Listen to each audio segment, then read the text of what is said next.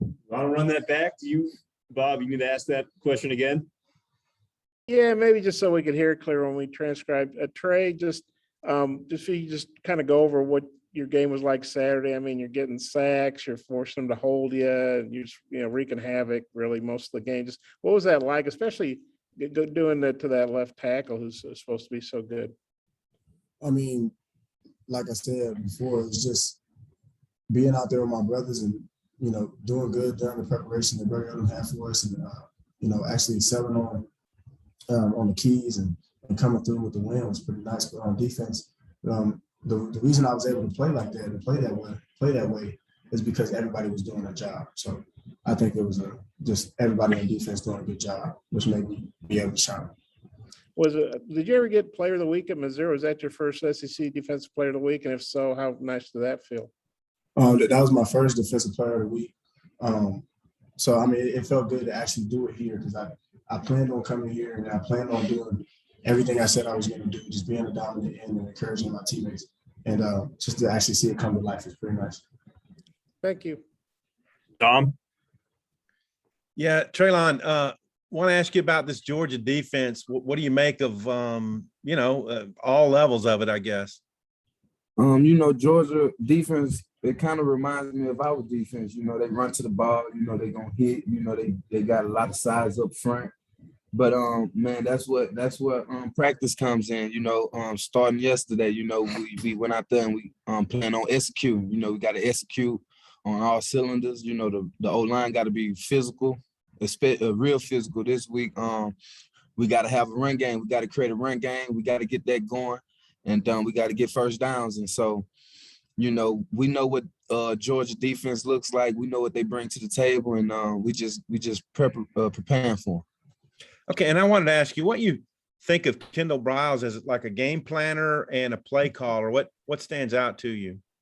I feel like Kendall Briles, I feel like he's gonna have a great game plan coming in into the Georgia game. He always finds a way to get the defense, off balance, with motions, with moving, with tempo, moving fast, getting the first down. And so I feel like Coach Briles is gonna be Coach Briles. He's gonna be himself. He gonna gather up a game plan, and we're gonna go out there and execute it.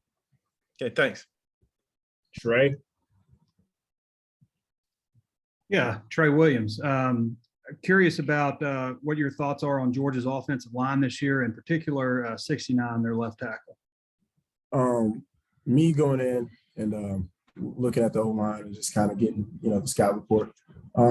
69 he's size, he's good size, 325. So I know for a fact that he's a good player. He's 83%, of pass setting. So I mean, like he's a pretty good guy to go against. But I know for a fact that going into preparation this week, I mean, I got to be on cue. I got to know my assignment as well as pay attention to my keys in order to, enjoy this output of the game. And just your thoughts on how preparation has gone for you guys on defense so far this week. Excuse me, what'd you say? How preparation has gone so far this week for you guys? Preparation is good. I mean, as far as today was a real good day. It was hot outside. Got a lot of guys running to the ball. A lot of the intensity at practice was really high.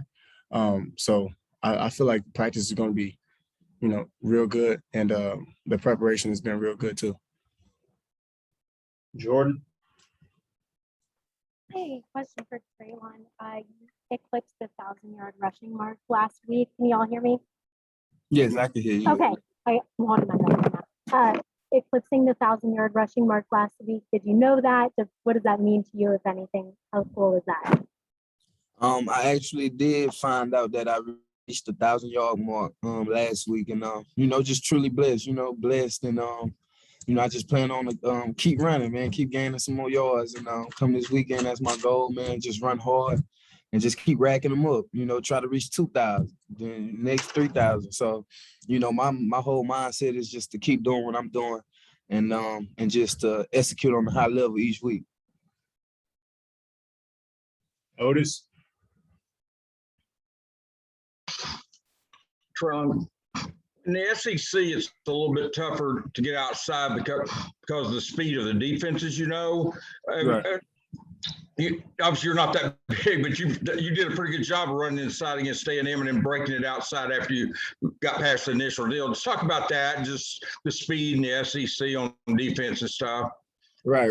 The speed in the SEC is unbelievable, man. You know, you got DNs who can get to the sideline fast. You know, you got linebackers who's good running side to side. So, you know, when I play ball, especially in the SEC, you know, I think about getting vertical as fast as possible. You know, I want to get vertical as fast as possible, even on the outside zone play. You know, when I'm running outside zone, once I see it, you know, I hit it. That's my main focus. And you know, with us being in the SEC, I know you know, it's a powerful game. You know, they gonna tackle, they gonna come to hit, and so, you know, I just prepare myself, you know, just to get vertical and get what I can get. This is kind of a silly question, but Sam says this was the first time that AJ Green had ever flown. Did you guys kind of have to talk to him about getting on the plane and stuff? Nah, AJ, he handled it pretty well. You know, this was his first time flying, but you know, once the plane was in the air, you know, the jitters went away, man. He was perfectly fine. Thanks, man. Come back around, Bob. Yeah, Trelon, I mean, going against Trey in camp and practice, just what, and I guess, you know, seeing how he plays in these games, what's your take on him as a defensive player? And you're glad you don't have to play against him in real games? Oh man, Trey, man, he's Trey Will, man, he's a wonderful player, man, a great player to be exact. You know, I've watched him since he's been here, and from the very first snap, you know, I knew he was gonna be special, man. He got a great get off, you know, he got an eye for the ball. As soon as it snaps, he's coming off the ball real fast. And I went against that all spring, you know, all fall camp, all spring ball. I went against that, you know, trying to beat him to the outside, trying to get him off his, you know, off his track. And I feel like it helped the both of us a lot, you know, in both ways. You know, him on defense, me on offense.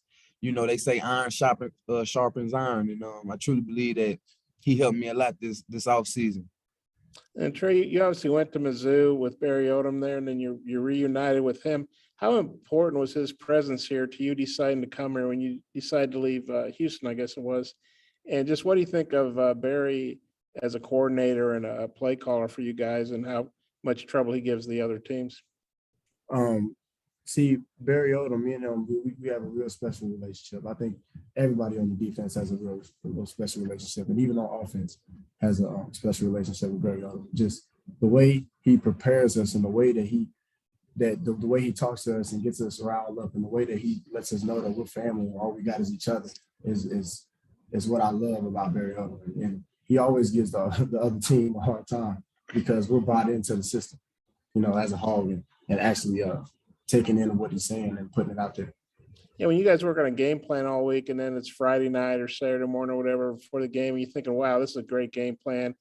It's really going to work. He did a great job putting it together for us, or something to that effect. It's all about confidence. I mean, especially when I looked at it and when the rest of the defense looked at it, I'm like, yeah, we got it. So it's just like, we just got to put it out there. And it's just like, he always has a great game plan. And you know, we're extremely bought into it. So, you know, the game plan wouldn't work that well if everyone wasn't bought into it. But everyone is bought into it, and everybody knows that we all we have. Okay, thank you. Tom, back to you. Yeah, Trey, Sam said on Saturday after the game that being multiple on defense is more than just being a 3-man or a 4-man front. It's where you line up, shading, and being 5 technique and all. How difficult is that for you guys to like get? And then what problems does it cause opponents? I mean, to know where we're lined up, I mean, that lines up with preparation. You know, all through the week we practice that. You know, guys may mess up, but we get it right when it's time. You know, days before the game, and then we execute it on game day. It gives other teams problems because, you know, you got ends like me, 255. You got ends like Gregory, that's around like 270. You know, you got ends like Zach on the same size as me. We're fast in the inside, and we're strong enough to hold up that outside. And you may not make the play all the time, but I just know for a fact that my linebackers will make it correct and my corners will make it correct. And my last question is for Trelon. So Malik had to come in really during a crunch time part of the game. What did you think of his presence in the huddle? I feel like he was definitely prepared. You know, this was a moment he was ready for.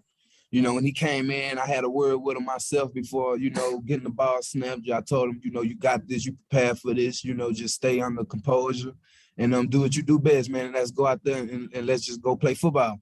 And I feel like overall, Malik Hornsby, he did exactly that, man. You know, it was a few busted plays, but he escaped out of there and made the best of them. And then at the end, you know, he tried to get in the end zone, lowering his shoulder, you know, beating up the defender and on the 1 yard line. And, you know, it was a drop pass in the end zone, but, you know, he got the ball there. You know, that could have been his first throwing touchdown. And, you know, I feel like he performed when his number was called. When KJ went down, I feel like he performed really well. Thank you. All right, Bob, last question, finish it up. Okay, you guys probably believe this, but I don't know how many other people would have believed it back in August. That Arkansas would go to Georgia, be a top 10 matchup. Just how do you guys feel about that? How exciting is that? And I know Georgia's a big favorite at home, but you guys have been, you know, beating the odds, you know, all year. You know, me personally, I'm very excited. You know, I've never been to Georgia personally, so you know, this will be my first trip down into Georgia.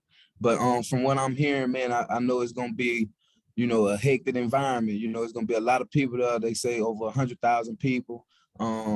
You know, they're undefeated, ranked number 2, so the opportunity is definitely there for us to showcase what we can do and beat them. And so, if you ask me, man, I'm just excited as hell, man. I can't wait to go out there and just have fun, man.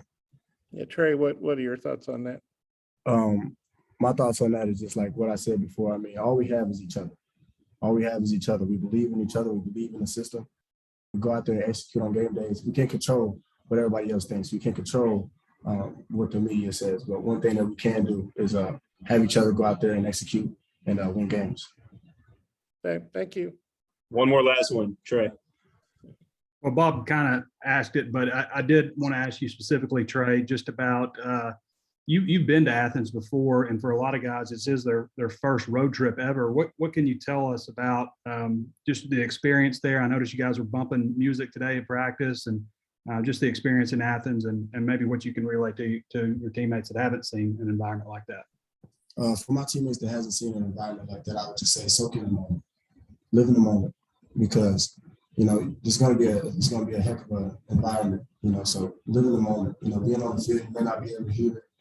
So just pay attention to your keys, look to the sideline, get the play, execute, go hard. You know what I mean? Just do what you're supposed to do your job, and we'll come out with something nice. Thanks, guys. Thank you, guys. Appreciate the time. Thank you.